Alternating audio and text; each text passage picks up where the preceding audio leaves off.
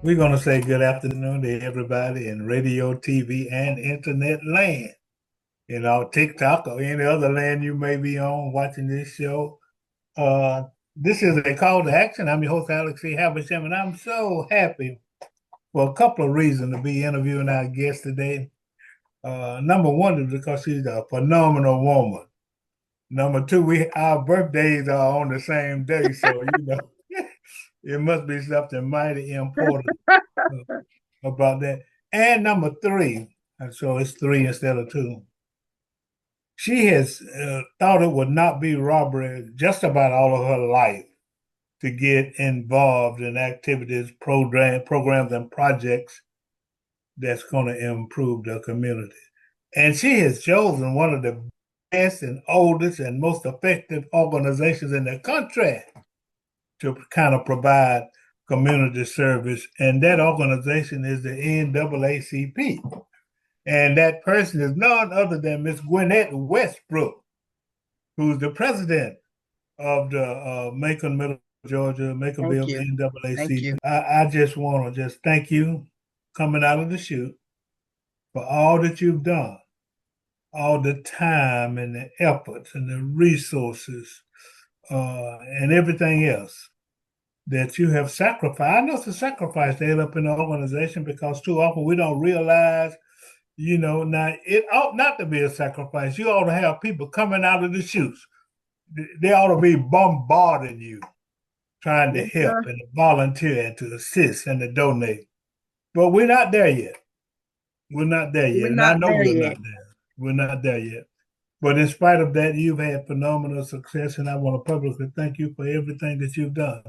So Thank let's you. just begin by talking a little bit about yourself. And then what I want to do, if we could, Ms. Westbrook, is just talk about all of the initiatives in all of the areas that the NAACP endeavors to positively impact the community. But talk first about my birthday girl, June 28th, Miss Gwenette Westbrook, Yeah, president of I first Macon-Bibb. saw it on Facebook and I was like, let me call Mr. Haversham to make sure that we got the right date. I said, because I saw sometimes people post stuff afterwards and I saw the 28th and I said, look like we have the same birthday. Let me call and say, oh, yeah, that's why we're good. They're good people.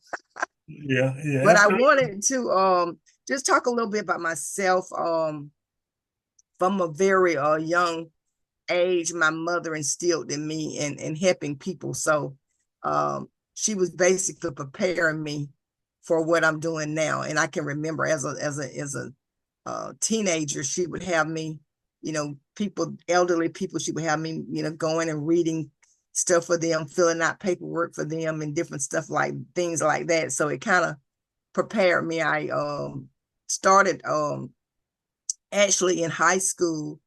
I finished school early. Back then you could, finish early. So I finished high school early and I went back and graduated. I worked starting at 15 years old. I started working at 15 years old. I was working at the medical center in human resources during the summer and after school. I was later hired as a permanent employee there at the medical center, which I retired there after 22 years from the medical center. Worked mostly in social work, assisting people with indigent care, health care, and different things like that.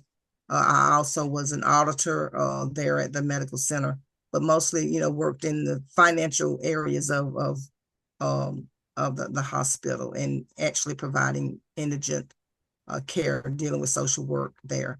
I left there and went to the Department of Family and Children Services, which I worked at the Department of Family and Children Services for 17 years. I retired there about actually December will be 2 years that I was retired from there. So, and also I studied paralegal. So it's very important. It helps me with me being able to do the things that I do in the community with having some type of legal background. So it helps actually helps promote what we do here in the NAACP. So I've kind of been working with people in helping people all my life because what I did in both of my employments, it was dealing with social work. Outstanding. So you got it in your bones, Yes, sir. from an early age, and it was instilled in you. So Yes, how did sir. you become affiliated with the NAACP? Well, some years ago, uh, I had some dealing with some discrimination. And so I reached out to the NAACP, and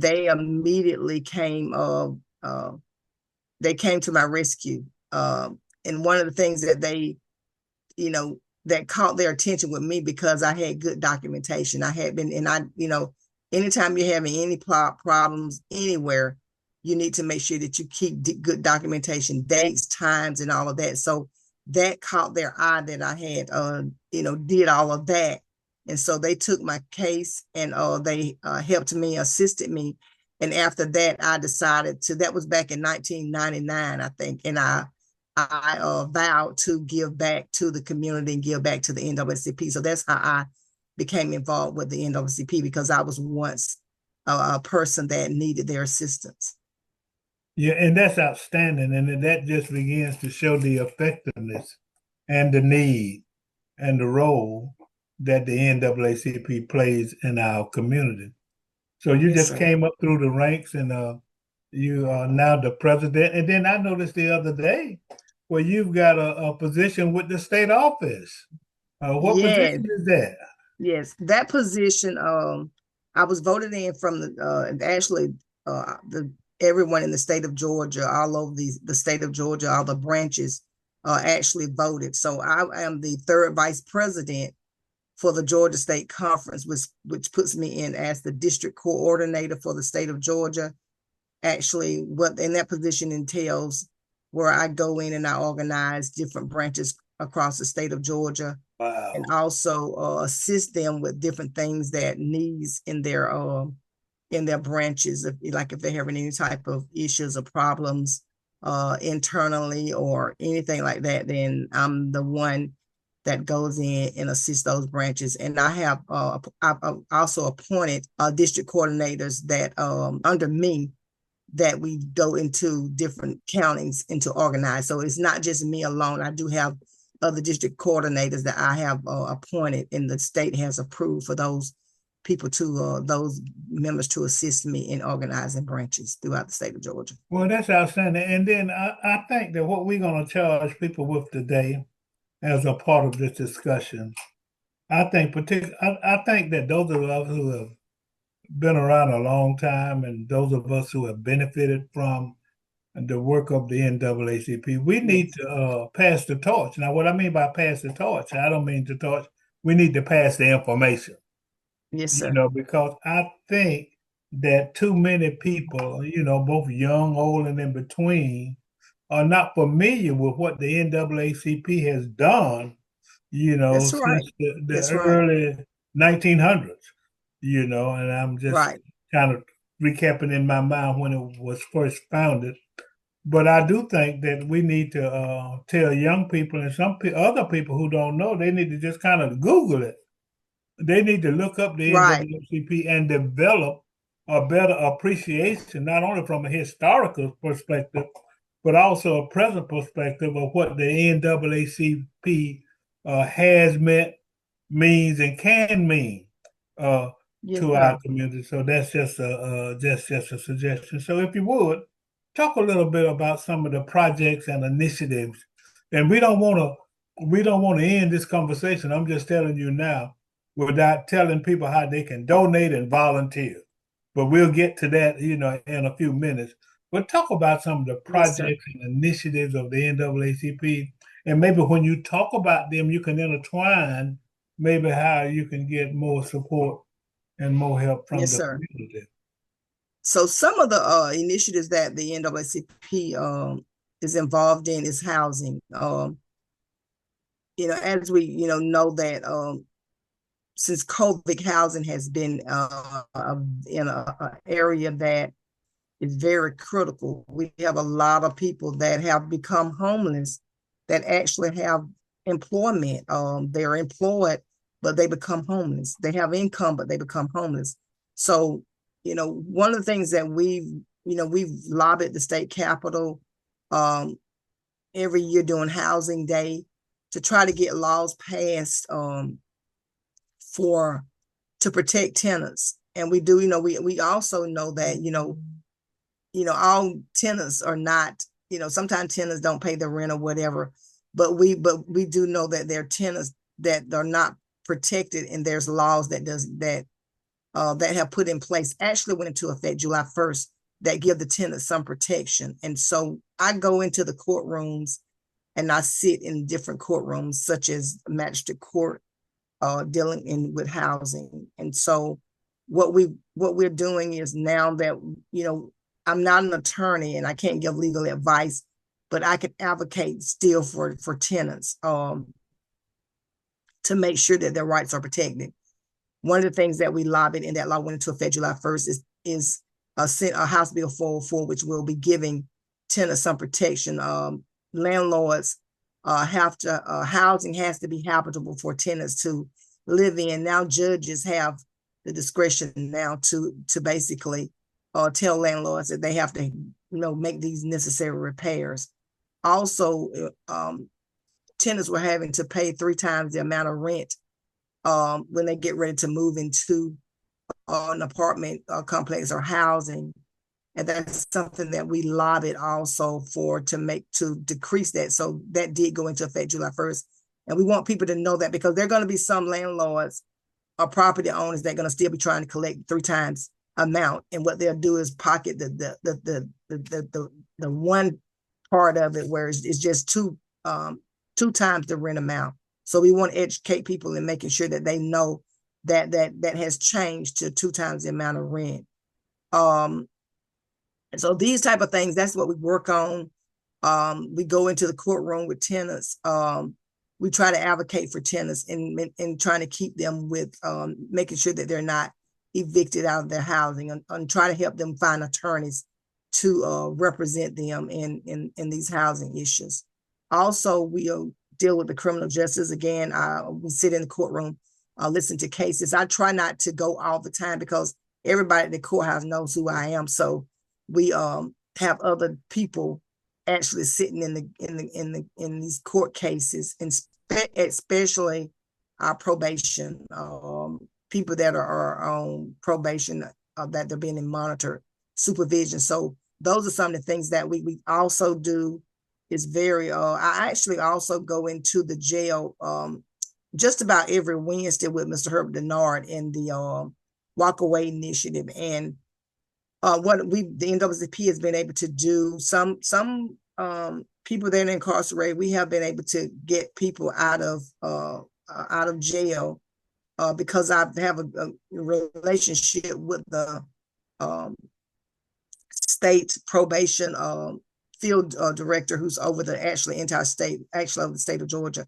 And so when there's issues going on inside with these probationers, I'm able to reach out to him, give him information, and he'll give me feedback as to what is actually what's actually going on with the case. It may be different from what the probationer told me, but sometimes in those communications, I'm able to get people released from jail if it's like technical violations or something like that. We also advocate for people that are incarcerated when we go into the jails, or even if someone file a complaint with us, and make sure that they get the medication that's needed. A lot of times people go into the jails that have maintenance medications or have medical issues when they come in there. We make sure the sheriff has provided me a contact person for me to communicate with to deal with these issues, and they respond back, promptly. They respond back to me.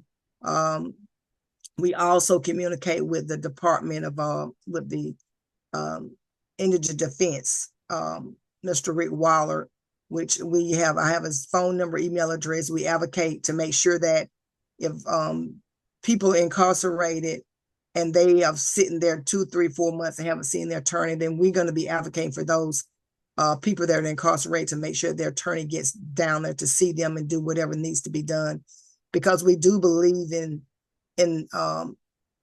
where people are incarcerated, then they should not be seeing their attorneys the first time they get ready to go to court. So, in order to represent someone, you have to be able to, you should be talking with your the person that's incarcerated and making sure that you're keeping them updated on what's going on with their case. So those are some of the things that we do. Also, when I sit in the courtroom, I take notes. Everyone that goes up before the judge, I'm taking notes, writing down everything that's going on. So if it's something that that we see that may violate the incarcerated person's rights, then we will be advocating for that, and we will be reaching out to whoever we need to reach out to make sure that the people's rights are protected. You know, even though they are incarcerated, we want people to understand that they still have rights. Being incarcerated does not relinquish your rights as a human being. We also deal with veterans, with our VA veterans. We have with the state now. We have someone. We have an MOU with the Veteran Affairs, where we're able to assist in with resources and different things like that with our VA. So there's another committee. We have that committee. We have the housing, the criminal justice. We have the employment, which we call the labor and industry.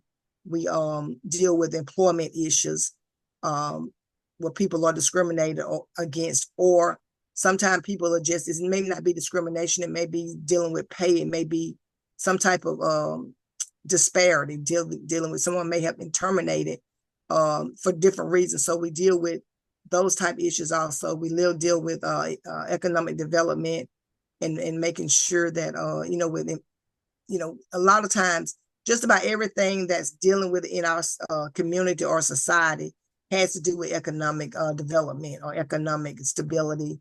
Those are things that we're trying to educate people on as far as that. Voter protection, voter education, that's really big with the NAACP. We're always doing things to educate the voters on, make sure people have voter registration, make sure that people's rights of voting. You may have seen me, the NAACP in this last election. This is the worst that we've seen it.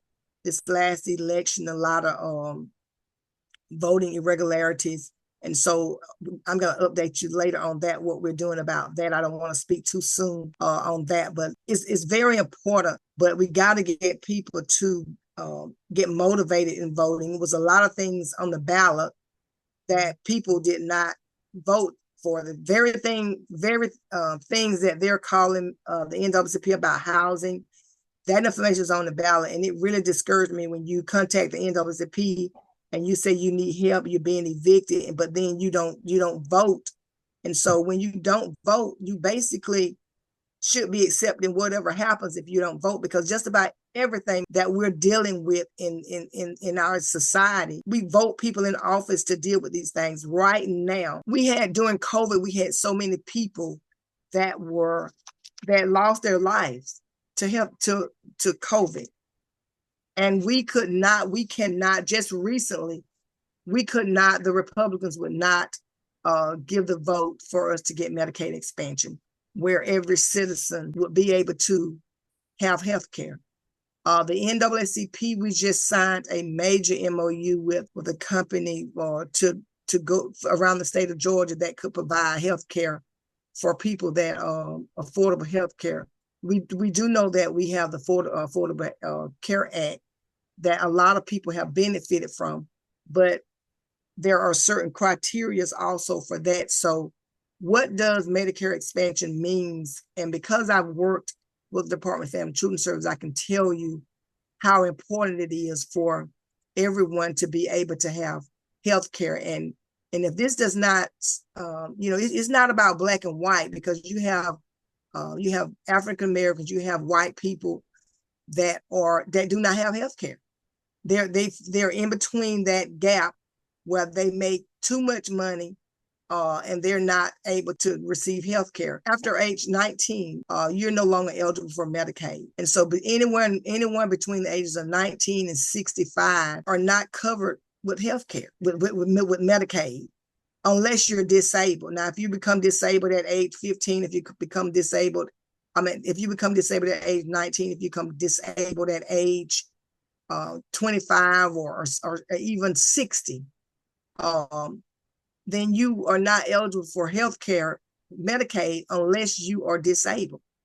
So those people is very important. Those people during COVID, people say that they don't treat you different, but people treat you different when you don't have health care, when you go into these healthcare facilities, when you don't have health care. So I just want people to understand that we vote people in that are making decisions for us to say that we should not have every citizen should not have health care. That's basically what they're saying. They are not entitled to health care. And what does that say for what does that say for our state? I think those are basically all the things that we do: health, education, housing, our criminal justice, veterans affairs, dealing with anything. The NAACP has those committees that we're dedicated into making sure that people are protected and their rights are protected in all those fields. Wow, I don't see how you stay looking so young, girl. It's a lot of work, but it's worth it, because if we can help one person, it makes a difference. Something else that we're very concerned about, one of the law that was passed, and I want people to understand that we got to pay attention, and we have to stay connected with our community. And like I say, education is the key to everything. If we're not educated on things that are going on in our community, then we're just left in the dark. Senate Bill 63, which went into effect on July 1st, and which is very, ACLU has already filed a lawsuit in this matter. I've reached out to the state president, and I've asked, I think that, my recommendation was for the NAACP to be involved in this lawsuit also, because Senate Bill 63 is a bill that was just passed July 1st, which added additional misdemeanor and felony charges that cash bail would have to be issued in order for you to be released. So, for example, where criminal trespassing was not previously, the judge had the discretion to say someone that was criminal trespassing, the judge would have a discretion to say that we're going to release this person on bond without paying any money.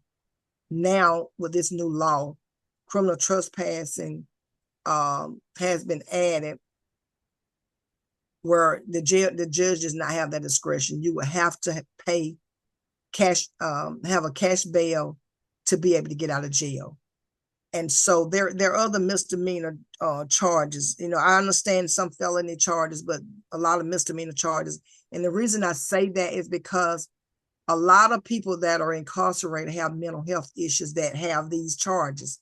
The criminal trespassing, unlawful gathering. Unlawful gathering now has been added to this misdemeanor charge. So now we're going to have people incarcerated, which is going to overcrowd the jail, because if you don't have the money to bail out of jail for this misdemeanor charge, then you'll just be sitting there until you go to court or until the judge sentences you or whatever. So these are some that it's gonna impact people with mental health and low income people. People that have low income is gonna impact those people the most. And so those are some of the issues that we have with these new laws that are coming out.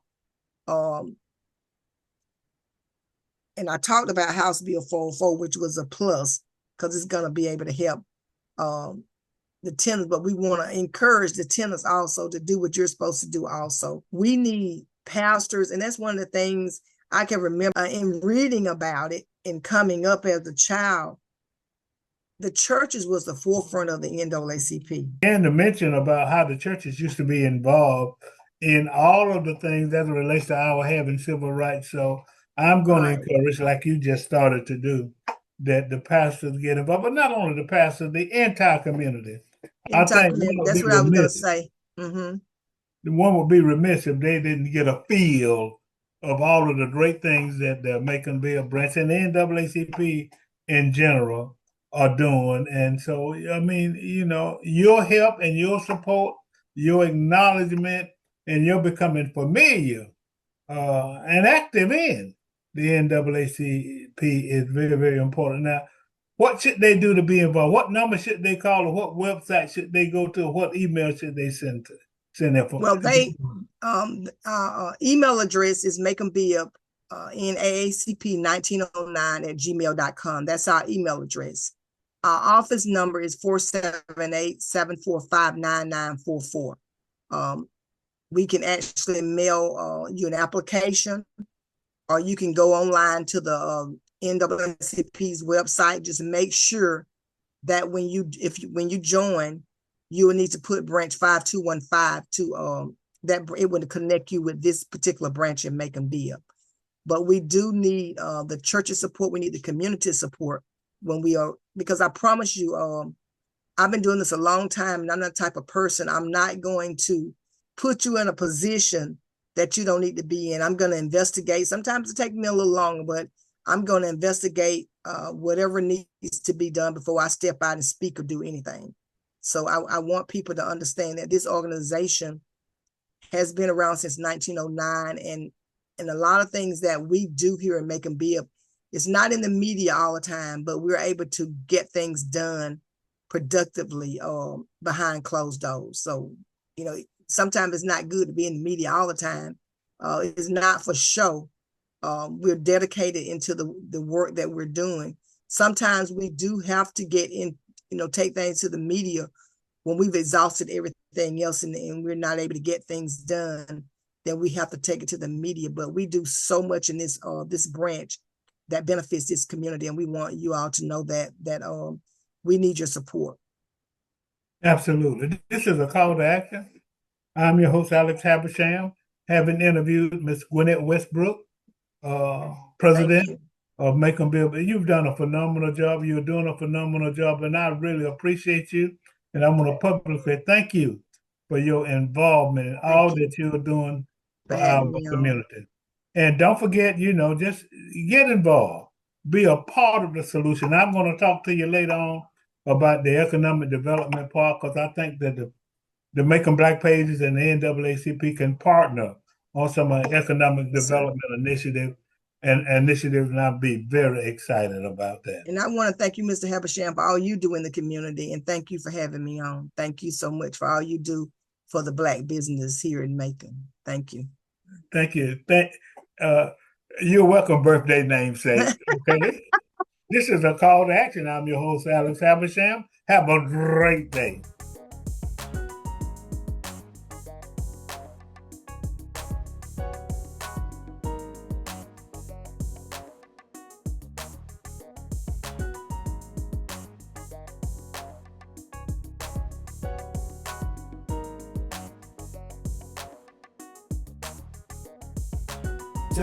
www.maconblackpages.com